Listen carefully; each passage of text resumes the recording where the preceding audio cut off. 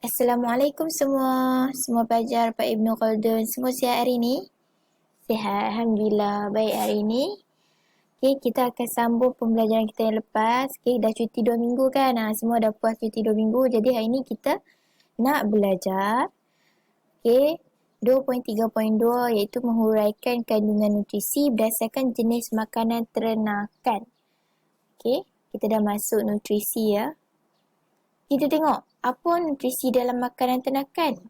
Apa dia cikgu? Okey, ada 7. Okey, ada 7. Yang pertama protein, okey, karbohidrat, lemak, mineral, vitamin, air, aditif. Okey, jadi kamu semua kena ingat ketujuh-tujuh ni. Okey, protein, karbohidrat, lemak, mineral, vitamin, air, aditif. Okey. Terusnya, kita tengok satu-satu. Jangan risau, kita tengok apa tu protein, apa tu karbohidrat. Okey. Okey, protein kita tengok. Yang pertama, protein. Protein ni sangat diperlukan untuk pembinaan otot, pemulihan tisu, tumbuh serang badan, pembekalan tenaga dan membentuk enzim. Jadi protein ni kamu kena ingat, kata kunci pun tak apa dah. Dia diperlukan untuk pembinaan otot dan juga membentuk enzim. Yang tu pentingnya. Okey, yang kedua, kekurangan protein menyebabkan badan menjadi kurus. Kurus, lemah, okey, beka kepada antitoksin, tumbuh serang menurun dan kecekapan penukaran makanan. Okey, macam tadi, protein diperlukan untuk tumbuh serang badan. Tapi bila dikurang, tumbuh serang akan menurun. Jadi kamu boleh ingat macam tu, okey? Dan sumber protein macam mana? Boleh didapati daripada mana?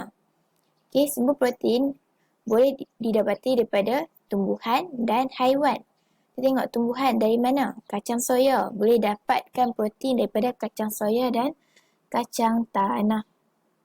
Okey, kalau haiwan pula, kita boleh dapatkan daripada serbuk daging, tulang dan ikan. Okey? Boleh ingat ya, kalau tumbuhan kacang soya dan kacang tanah, kalau haiwan serbuk daging, tulang dan ikan. Okey, tadi kita tengok protein, sekarang ni kita tengok karbohidrat. Okey, kalau karbohidrat diperlukan untuk apa? Untuk bagi tenaga. Bagi tenaga dekat ternakan untuk jalankan aktiviti fizikal dan fungsi badan. Maksudnya bagi tenaga lah. Ingat kata kunci. Karbohidrat untuk bagi tenaga. Kalau kurang karbohidrat akan menyebabkan tumbuh serang terjejas dan berat berkurangan. Okey, tumbuh serang terjejas dan berat berkurangan. Okey. Cikgu ulang balik, kalau karbohidrat diperlukan untuk bagi tenaga. Kalau kurang karbohidrat akan menyebabkan tumbuh sarang terjejas dan berat berkurangan. Okey, sumber karbohidrat boleh dapat dari mana? Okey, boleh dapat daripada glukosa, fruktosa, sukrosa, laktosa dan selulosa. Glukosa, fruktosa, sukrosa, laktosa dan selulosa. Okey, cikgu nak kamu ingat 5 nama ni. Sukrosa, kita mulakan glukosa, fruktosa, sukrosa, laktosa dan selulosa. Okey, kemudian yang ketiga adalah lemak. Okey, lemak diperlukan untuk apa? Untuk sumber tenaga, sumber makanan simpanan, pembentukan tisu di bawah kulit, penebat haba dan pelarut vitamin. Okey, jadi lemak juga untuk sumber tenaga. Kalau kurang lemak macam mana? Kalau kurang lemak, akan menyebabkan ternakan menjadi lesu dan kurus. Okey? Kalau kurang lemak, menyebabkan ternakan jadi lesu dan kurus. Okey, boleh ingat ya? Sumber lemak terdapat dalam mana? Dalam minyak. Okey, minyak. Mestilah minyak ada lemak dan serbuk daging hancur. Okey, minyak tu apa fungsi dia cikgu? Okey, minyak tu fungsi dia untuk menambah cita rasa makanan. Okey? Bila mana lemak tu berfungsi untuk menambah cita rasa makanan, jadi akan bagi tenaga lah kepada ternakan kan. Jadi takkan ada ternakan yang lemah menjadi lesu dan kurus. Okey? Boleh faham ya? Okey, yang keempat adalah mineral. Mineral diperlukan untuk apa? Untuk fungsi badan. Okey, untuk pembentukan fungsi badan dengan sempurna ya.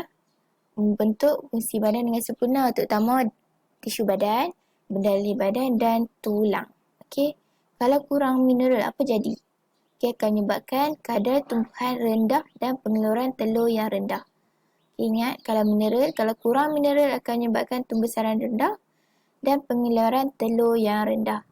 Sumber mineral boleh didapat dari mana? Boleh didapati daripada tulang, kulit kerang dan garam. Okey? Daripada mana? Semuanya? Daripada tulang, kulit kerang dan garam. Okey, boleh ya? Boleh faham cakap ni? Boleh. Okey? Yang kelima adalah vitamin. Okay, vitamin diperlukan untuk mengatur proses badan bagi menjamin tumbesaran. Okay, jadi banyaklah fungsi nutrisi yang untuk meningkatkan tumbesaran, betul tak? Antaranya vitamin. Vitamin pun untuk menjamin tumbesaran, menjamin pengeluaran, pembiakan dan kesihatan. Jadi vitamin sangat penting. Okay? Kekurangan dia akan menyebabkan penyakit ni. Okay, cikgu nak kamu ingat penyakit avitaminus, hypovitaminus, hypovitaminus. Macam buat lagu pula kan. Okay, penyakit avitaminus dan hypovitaminus ni adalah disebabkan oleh kekurangan vitamin. Okay, jadi ingat dua benda, avitaminus, hypovitaminus. Okay, dan kekurangan vitamin juga akan menyebabkan selera hilang. Okay, selera makan tu hilang. Okay, jadi kena ambil vitamin untuk meningkatkan selera makan. Jadi vitamin boleh didapati daripada vitamin A, D. Ingat adik, ingat vitamin. Okay, A, D, E, K. Vitamin A, vitamin D, vitamin E, vitamin K. A, D. Okay, boleh ya? Yang keenam adalah air. Okay, air diperlukan untuk pelarut dan pengangkut bahan ke seluruh anggota, mengawal cecair dan suhu badan. Okay, air. Okay, dan kurang air akan menyebabkan tumbesaran terganggu dan mengurangkan daya tahan badan. Jadi air adalah perkara penting, nutrisi penting untuk ternakan. Okay. Dan yang terakhir, tadi cikgu cakap nutrisi dalam makanan ternakan ada 7 kan. Okay, ini adalah yang terakhir, iaitu aditif. Apa tu aditif? Aditif adalah bahan bukan nutrisi yang perlu ditambah dalam formulasi makanan ternakan. Okay, ingat aditif. Aditif ni bahan bukan nutrisi yang perlu ditambah dalam formulasi makanan ternakan. Untuk apa? Okay, fungsi dia untuk mempertingkatkan kadar pertumbuhan, untuk mempertingkatkan nisbah pertukaran makanan. Okay, untuk boleh jadikan sebagai anti-stres dan mencegah penyakit. Okay, kena ingat fungsi dia. Anti-stres, mencegah penyakit, tingkatkan tumbusaran makanan, tingkatkan nisbah penukaran makanan. Okay, aditif, jenis aditif ada 1, 2, 3, 4, 5, 6, 7. Ada 7. Okay, antaranya antibakteria.